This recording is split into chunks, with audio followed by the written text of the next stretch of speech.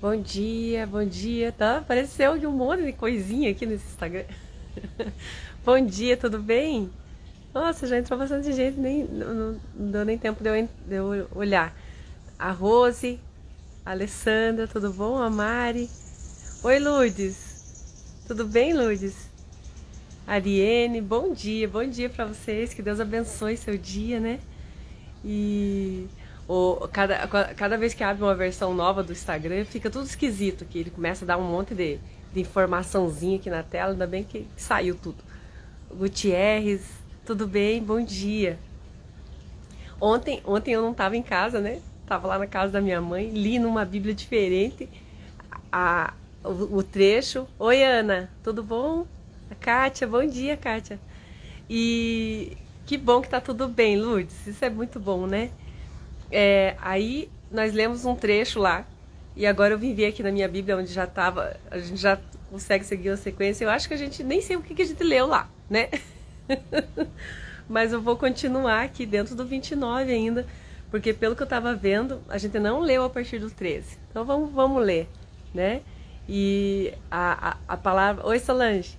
A palavra de Deus é tão maravilhosa que você pode ler o mesmo trecho todos os dias, que aquilo que o Espírito Santo vai falar diferentemente ao nosso coração, com aquilo. Bom dia! Com aquilo que a gente precisa saber, né? Com aquilo que a gente precisa conhecer nesse dia. Então eu vou ler ali com vocês a partir do 13, né? Oi, Maria Oliveira, tudo bem? Então diz assim, né? Isaías 29, a partir do 13.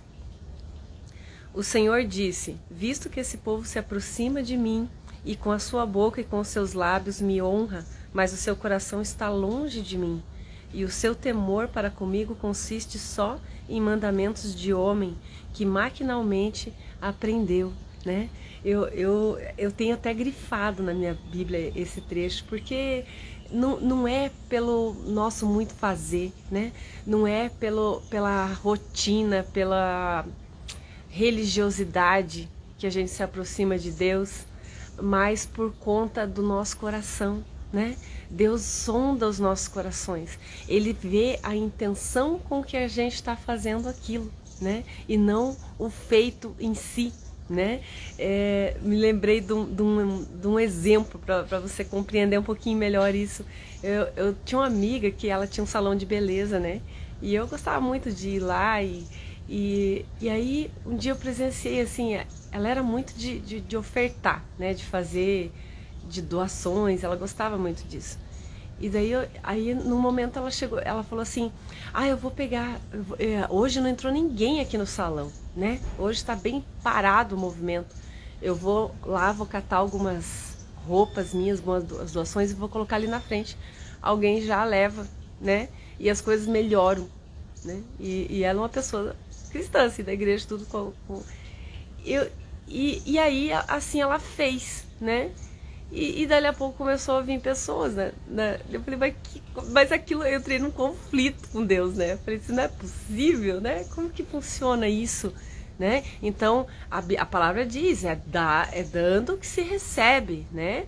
E só que, puxa, a gente vai fazer isso, assim, como se fosse uma simpatia, né? Como se fosse um ritual para alcançar o favor de Deus. E eu fiquei com aquilo na minha cabeça, assim, ficou conflitando dentro de mim aquilo tudo, né?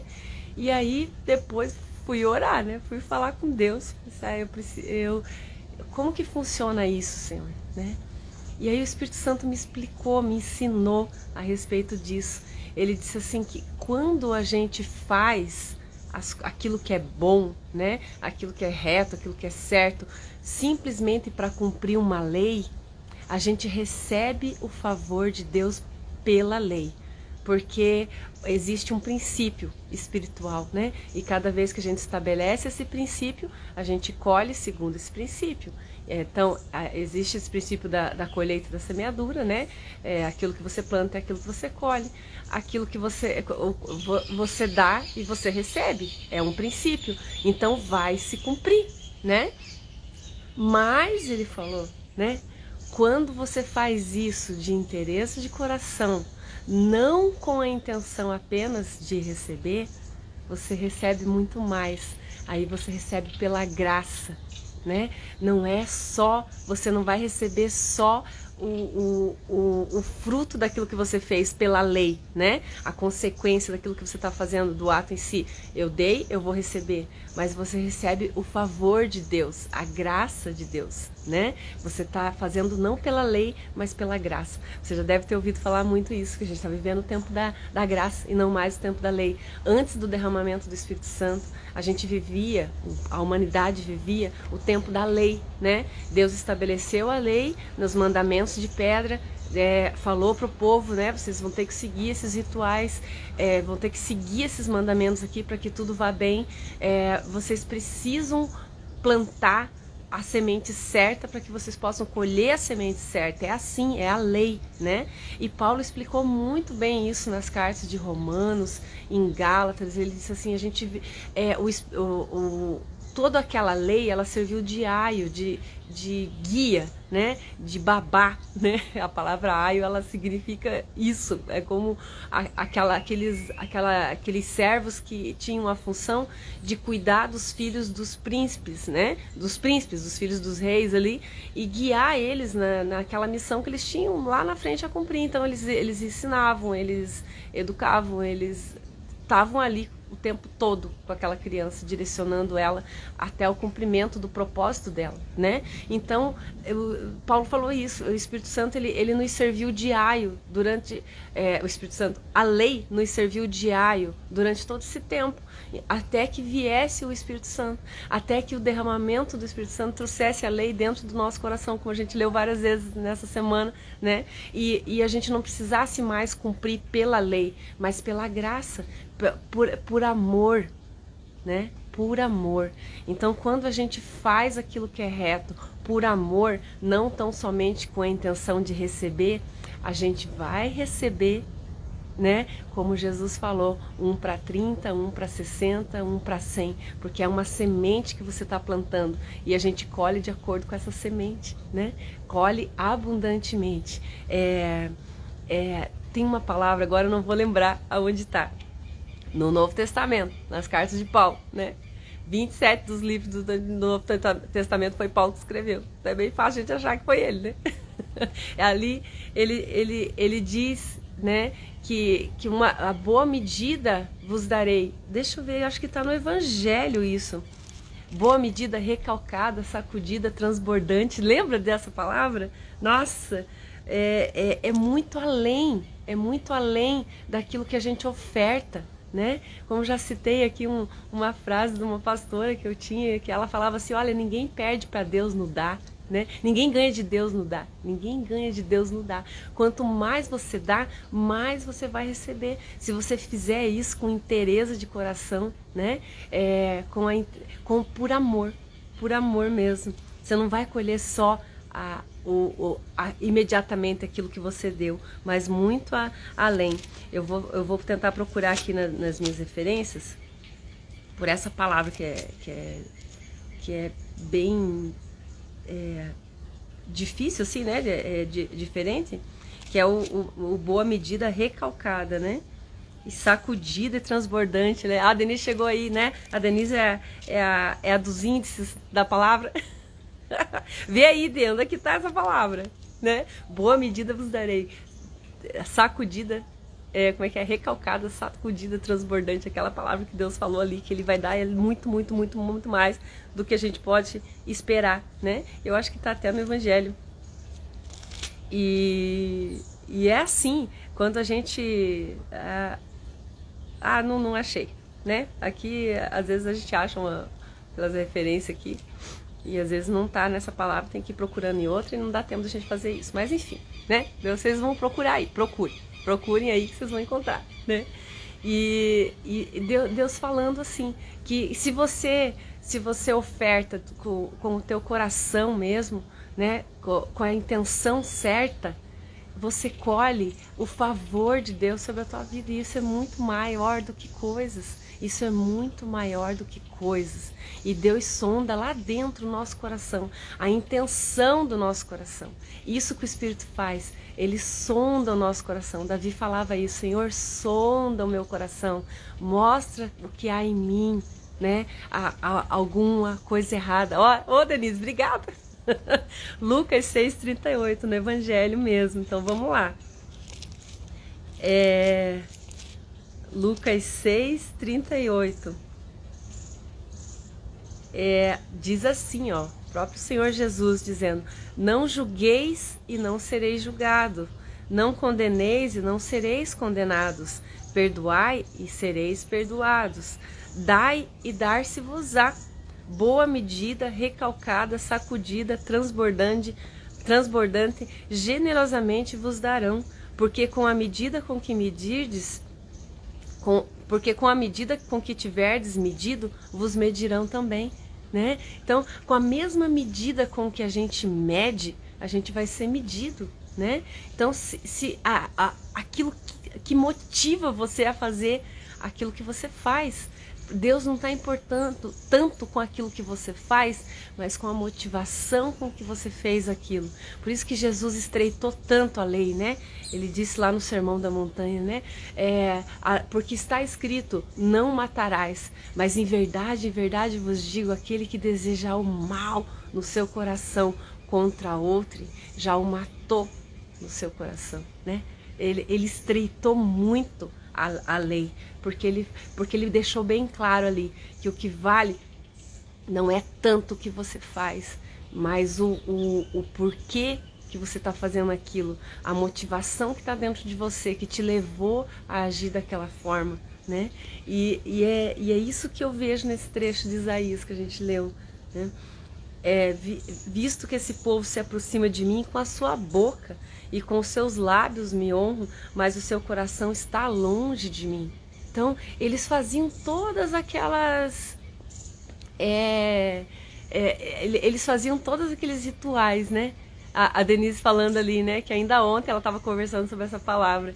E Deus faz isso mesmo, ele vai repetindo, até a gente começar a viver aquilo que a gente está ouvindo, né? O princípio do aprendizado é a repetição, né? Então a gente precisa ouvir várias vezes. E às vezes até aqui acontece isso, né? Tem vezes que eu fico até preocupada, meu Deus, falando a mesma coisa, todo dia tô falando a mesma coisa. E é um propósito de Deus isso também, para que aquilo entre dentro de nós, para que a gente consiga assimilar aquilo que está sendo falado a ponto de viver. Ninguém executa aquilo que não compreende, né? A gente precisa compreender aquilo que a gente está falando, aquilo que a gente está vivendo, para poder executar. Oi, Jana! Tudo bom, minha amiga querida? Seja bem-vinda. No versículo 14 está dizendo assim, vamos continuando ali, né, em Isaías: continuarei a fazer a obra maravilhosa no meio desse povo. Deus falando, né? Sim, obra maravilhosa e um portento, de maneira que a sabedoria dos seus sábios perecerá e a prudência dos seus prudentes se esconderá, né? Eu falando assim, olha, eu vou fazer coisas que os seus olhos não viram. Não aquilo que o ser humano é capaz de fazer, mas algo extraordinário no meio de vocês eu vou fazer, né? No 15, ai dos que escondem profundamente o seu propósito do Senhor e as suas próprias obras fazem às escuras e dizem, quem nos vê, quem nos conhece, que perversidade a vossa, como se o oleiro fosse igual ao barro e a obra dissesse ao seu artífice, ele não me fez, e a coisa feita dissesse ao seu oleiro, ele nada sabe. Ai, que lindinho isso, né? E Deus, ele mais uma vez, né? Ele usa essas figuras de linguagem para contemporânea ali do povo, né? O povo, eles faziam obras no barro e Deus falando assim, vocês fazerem as coisas escondidas, né? Ou maquiar as coisas para mostrar para mim, é como se fosse como se o barro falasse pro oleiro. Não, ele não sabe o que ele fez, né? E como se a coisa feita dissesse ao seu oleiro, ele não sabe de nada, sendo que foi o oleiro que fez o barro, né? Ele que fez aquele vaso ali. Então foi Deus que nos fez, ele criou a gente, né? Ele te conhece no profundo, em coisas que nem você sabe que você é. Ele sabe como você é. Você nunca vai surpreender a Deus, né? Ele te conhece, ele te fez, ele te formou. Então não é inútil a gente tentar enganar Deus, né? A gente tentar mostrar algo que a gente não é, né? Lá em Malaquias, Deus fala muito a respeito das ofertas. Ele fala muito sobre esse versículo que a gente está lendo aqui, Isaías, né?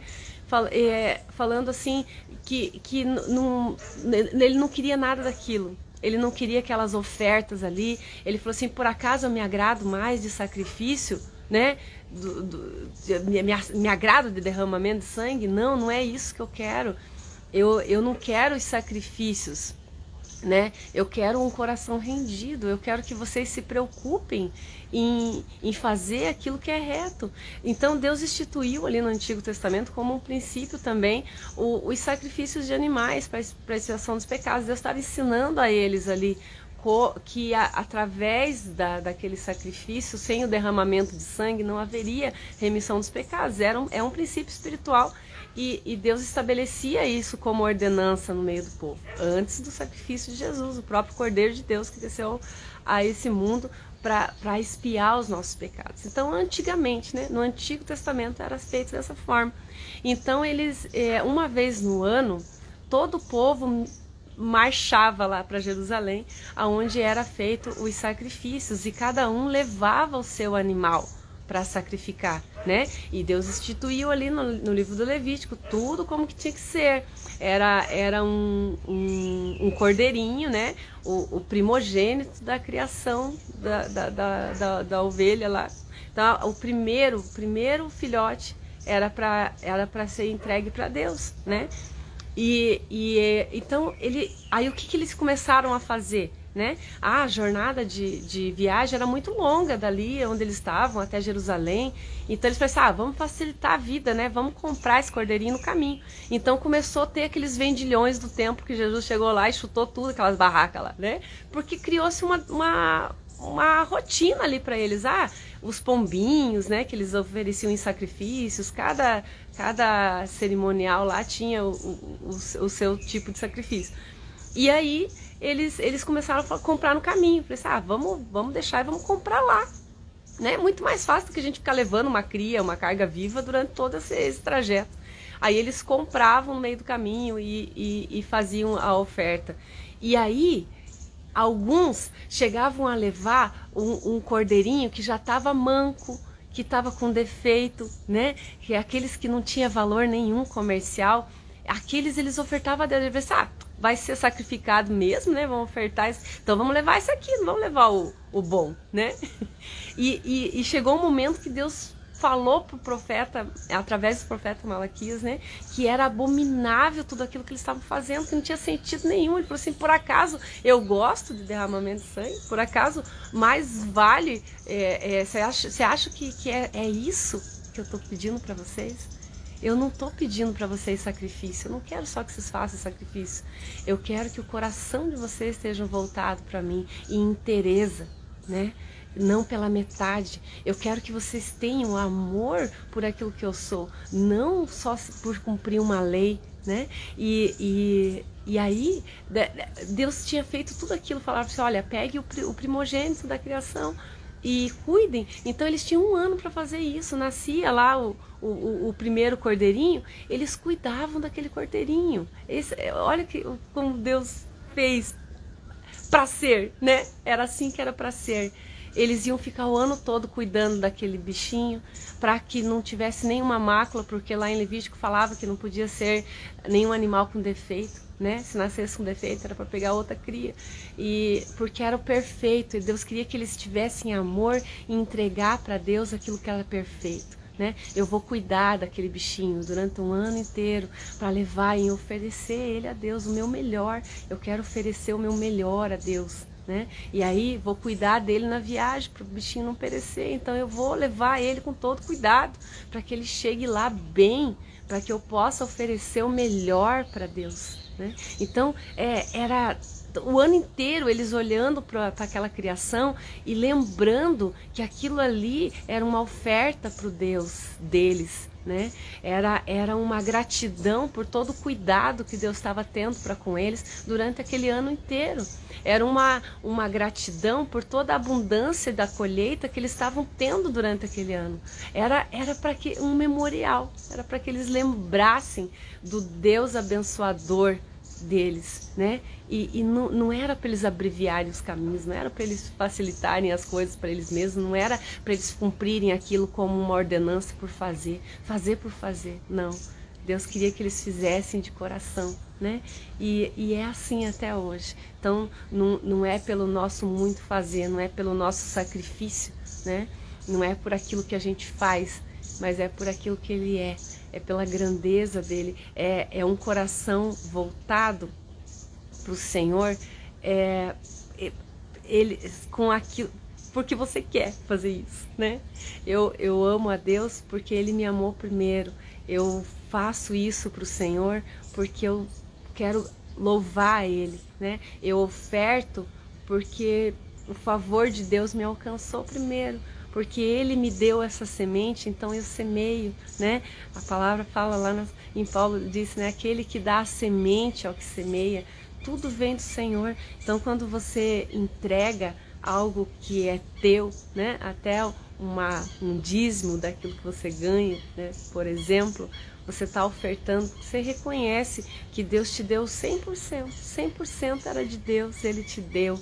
Então você devolve aqueles 10% como louvor e gratidão por aquilo que Ele faz, pelo favor dEle na tua vida, não como uma obrigação, porque Deus não precisa do nosso dinheiro, Deus não precisa de nada daquilo que a gente tem, né? Ele quer que a gente o conheça, né? De todo o coração. Então é isso, né? É a mensagem para nós no dia de hoje, né? Que Deus abençoe grandemente o nosso dia. Hoje já é uma sexta-feira, né? Sexta-feira e já cumprimos aí toda a nossa semana. Que Deus abençoe grandemente as nossas vidas, que sirva de meditação tudo aquilo que a gente passou durante essa semana e que a gente proponha diante dele o viver em inteireza de coração daqui para frente. Não é olhar para trás o que já passou, nós não temos ação nenhuma sobre o nosso passado.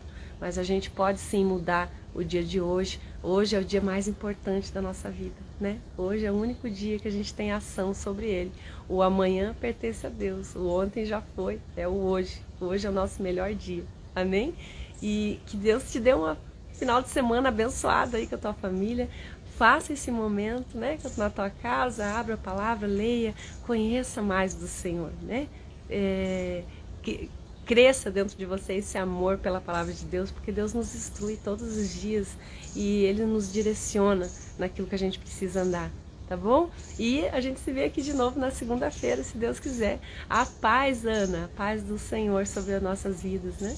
Um beijo grande, ótimo final de semana para você.